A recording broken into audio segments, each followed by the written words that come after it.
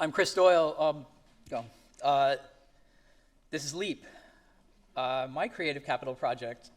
I was funded in the first round of grantees. In fact, it was the first project to be completed back in April of 2000.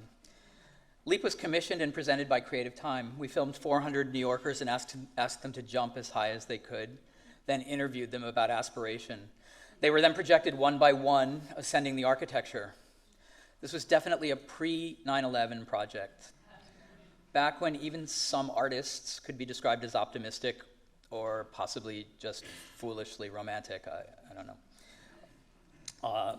Fast forward to modern times, summer of 2015, actually just 2 months ago. While much has changed, I'm still interested in sight and animation and the way they might share secrets with each other. They're brought together here again in a project called The Lightning. This somewhat fleeting installation was conceived and commissioned to celebrate the 50th anniversary of Wave Hill in the Bronx.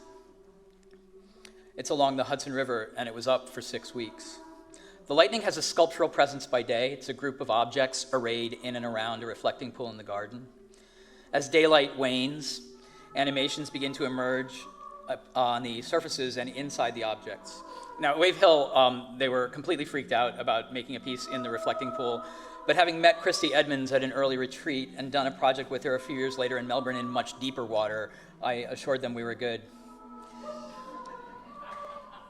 As it gets darker, the objects really begin to dematerialize, leaving only moving images. This is a bit of my childhood obsession with drive-in movies without screens. This project in general asserts my belief that while our understanding of landscape is always framed by a particular cultural perspective, the visceral experience of the land serves as connective tissue to all of us. The music here is by composer Jeremy Turner, and it was sung by 70 members of the Brooklyn Youth Chorus. They performed it live at the opening. So, the Hudson River has also been central to a lot of my recent work. Last summer, a piece called Bright Canyon I made was conceived for a very different kind of landscape.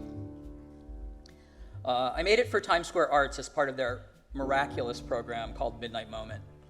For 1 month, every night from 11:57 to midnight, the animation played on a whole lot of screens in Times Square, in various configurations, I have to say.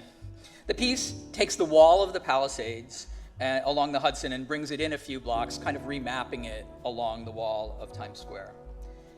The animation came about when I met the curator, Sherry Dobbin, here at the retreat a couple years ago.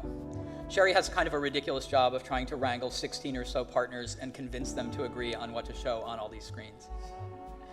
She's here again, and I'm not necessarily suggesting you should hunt her down, but it's a good gig. Okay. So it's been, obviously it's been my pleasure to be around this organization, but has clearly been a long time. I've met a lot of people who received grants over the years, and I've collaborated with a great number of them. I've had many amazing opportunities, some inevitably squandered, I have to say. But in the process, I formed lasting relationships with people, many of whom are in this room.